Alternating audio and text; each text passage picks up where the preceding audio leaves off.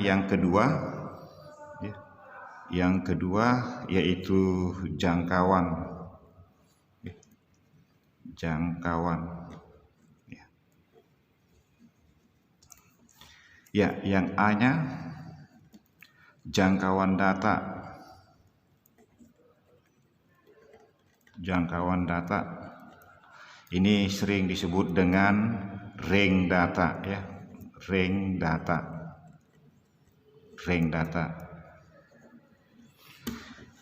Disingkat J, itu rumusnya X maksimum dikurang X minimum.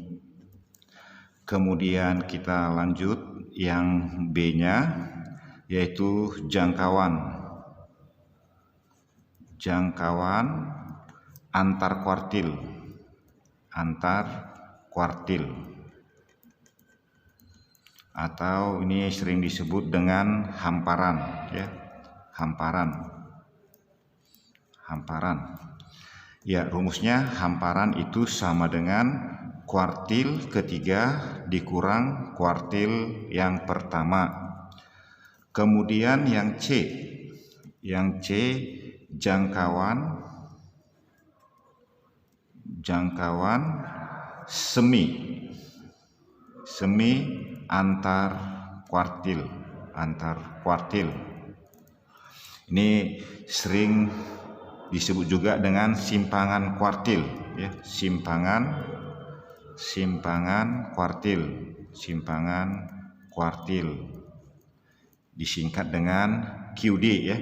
QD itu rumusnya sama dengan setengah dari hamparan. Ya, berarti QD-nya itu sama dengan setengah kuartil ketiga dikurang kuartil pertama. Kemudian yang D-nya, ya, langkah, ya. Langkah atau sering disebut dengan step, ya. Step, ya, dilambangkan dengan L, ya. L itu sama dengan 1/2 dari hamparan. Itu sama dengan, boleh 1/2 itu adalah 3/2 kali hamparan itu adalah kuartil ketiga dikurang kuartil pertama. Ini boleh juga kita ubah rumusnya. Ini 3 dikali, ya, setengah buka kurung Q3 dikurang Q1 sama dengan 3 dikali setengah Q3 dikurang Q1 itu adalah jangkauan semi antar kuartil atau simpangan kuartil QD. Berarti 3 dikali QD simpangan kuartil. Inilah dia langkah. Berikutnya yang E. Yang E itu adalah pagar dalam. Pagar dalam dan pagar luar. Pagar luar. Pagar dalam disebut juga batas, ya. Batas pencilan bawah. Pagar dalam disingkat dengan PD. Pagar dalam itu sama dengan kuartil pertama dikurang daripada langkah. Kemudian pagar luar. Pagar luar disebut juga batas pencilan atas. Pagar luar itu sama dengan kuartil ketiga ditambah dengan langkah. Kemudian kegunaan dari pagar dalam dan pagar luar ini ada data yang terletak di antara batasan pencilan bawah dan batas batas pencilan atas disebut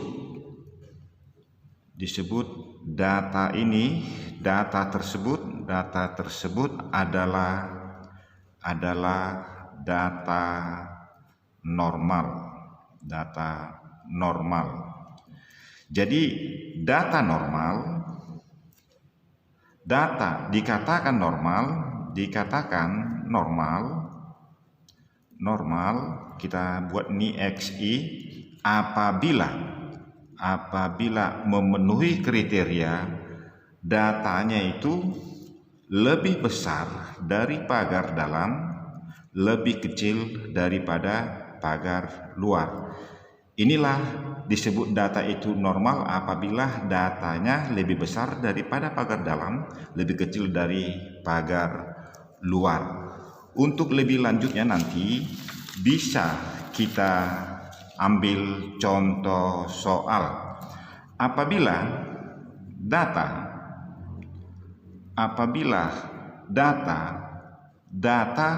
datanya kurang dari pagar dalam atau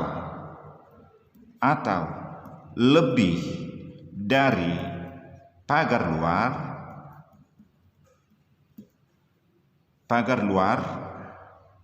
maka data tersebut disebut data tidak normal atau sering disebut pencilan. Berarti data tidak normal atau ada pencilannya apabila datanya itu XI-nya lebih kecil dari pagar dalam atau XI-nya lebih besar dari pagar luar. Inilah dikatakan data itu tidak normal karena ada pencilan. Persyaratan dari pencilan apabila datanya lebih kecil dari pagar dalam atau pencilannya datanya itu lebih besar dari pagar luar. Untuk memahami bagian yang kedua, jangkauan ini, kita ambil contoh soal. Contoh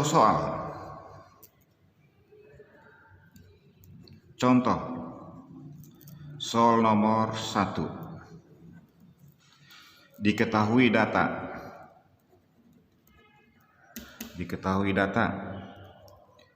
30,27,30,18,14,49. Maka langkah pertama untuk kita mau menganalisa data ini, soal nomor 1, datanya harus kita urutkan terlebih dahulu, yaitu datanya yang terkecil dulu, berarti itu adalah 3, berikutnya 5, kemudian 13, kemudian 14, kemudian 18, kemudian 27, kemudian 29, kemudian 30, kemudian 48, kemudian 49. Kemudian dari data yang kita urutkan ini kita peroleh X minimum itu sama dengan 3, X maksimum itu sama dengan 49. Kemudian dari sini kita peroleh ini datanya 1, 2, 3, 4, 5, 6, 7, 8, 9, 10. Berarti kita cari dulu kuartil kedua atau mediannya 10. Berarti 5 ke kiri, 5 ke kanan. 1, 2, 3, 4, 5. Berarti ini dia daerah kuartil keduanya. Di sini kuartil keduanya itu sama dengan 18 ditambah 27 dibagi 2. Sama dengan 45 dibagi 2. Berarti kuartil keduanya itu sama dengan 22,5. Kemudian untuk kuartil pertamanya, kuartil pertama di sini 1, 2, 3, 4, 5, ada 5, berarti 2 di kiri, 2 di kanan.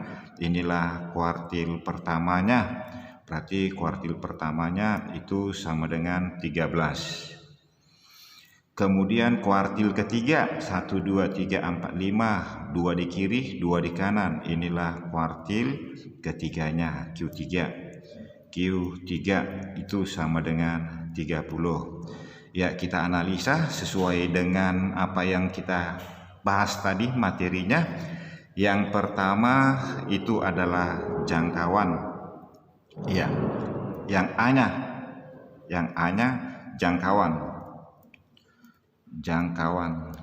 Jangkauannya ya berarti J itu sama dengan data maksimum kurang data minimum.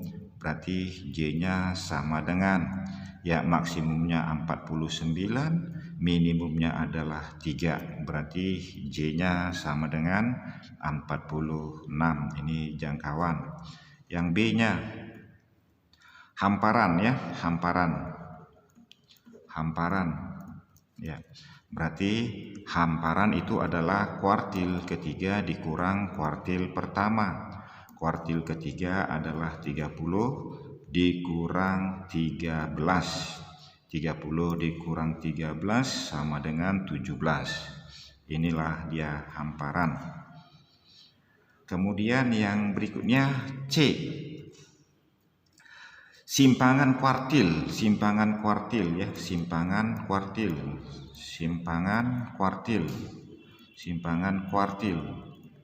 Ya, QD, simpangan kuartil. QD itu adalah setengah dari hamparan. Berarti setengah kali 17.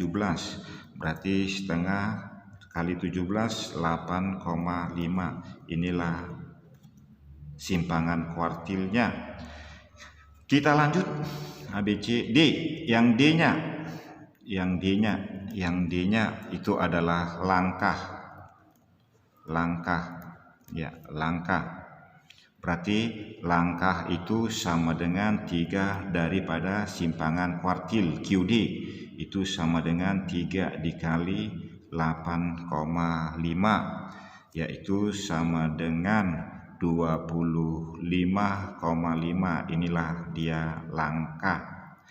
Berikutnya ABCD yang E-nya pagar dalam ya, pagar dalam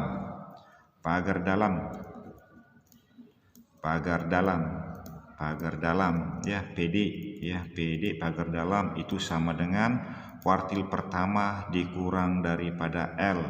Kuartil pertama itu adalah 13.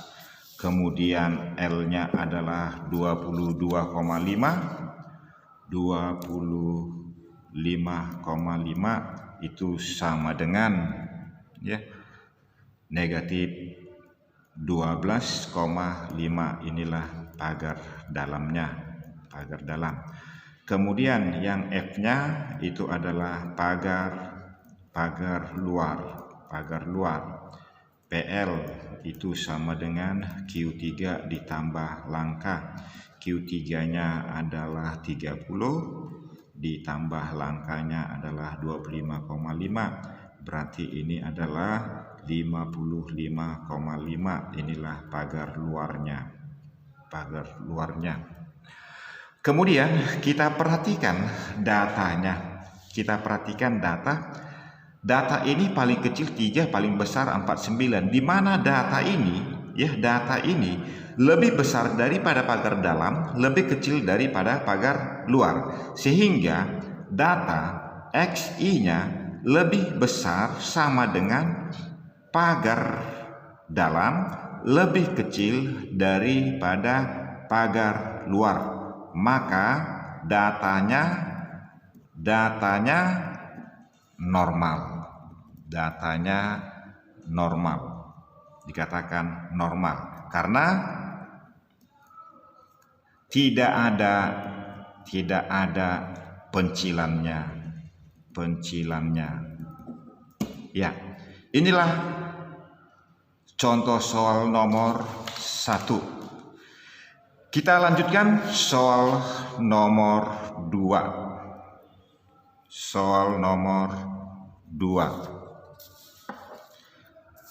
nomor 2 diketahui data ya, data 154,154,166,169,171, kemudian 171,181,181,189,192. Kalau kita perhatikan datanya 1, 2, 3, 4, 5, 6, 7. Berarti ini juga 7, berarti 14 ya. Maka ya coba kita analisa soal ini seperti soal nomor 1. Kita cari dulu X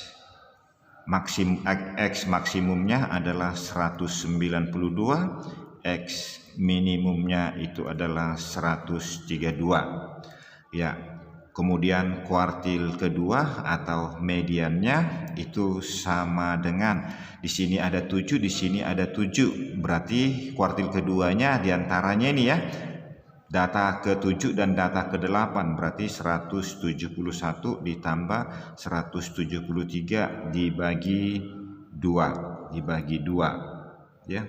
Berarti ini dibagi 2, ini ambil rata seperti rata-ratanya, berarti ini 172. Inilah Q2-nya.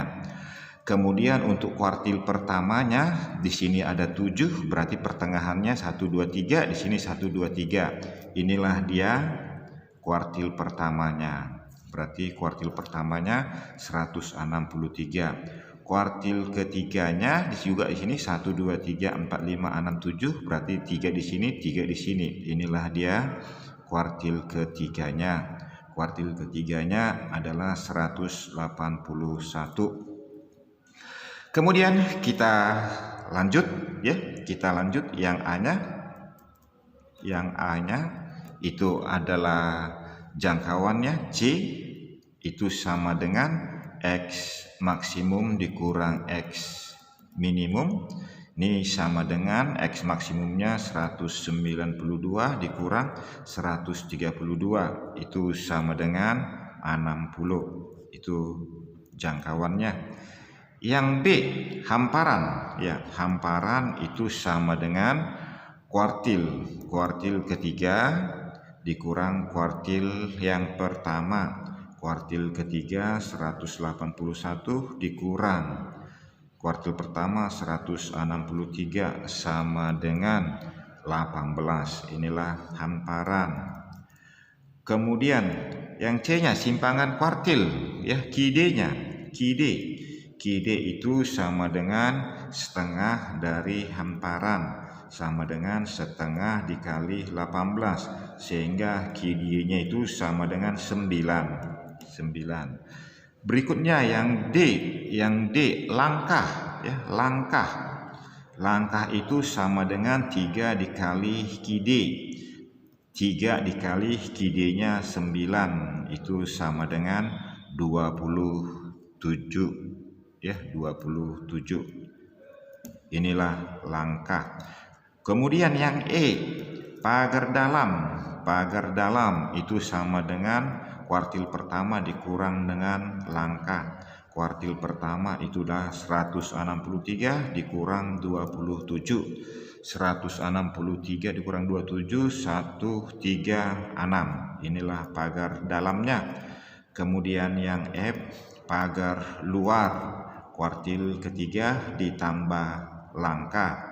Ya, sehingga kuartil ketiganya 181 ditambah langkanya 27, 181 tambah 27, 208. Inilah pagar luarnya. Kemudian kita analisa datanya. Datanya 132 dibandingkan dengan pagar dalam berarti itu lebih kecil. Data X maksimumnya 192 dengan pagar luarnya 208, berarti itu dia lebih kecil. Berarti 132 lebih kecil dari 136. Berarti datanya ini datanya dikatakan tidak normal karena ada pencilan, yaitu data 132 di mana 132 itu lebih kecil daripada pagar dalamnya, pagar dalam. Ya, berarti XI-nya lebih kecil dari pagar dalam, sehingga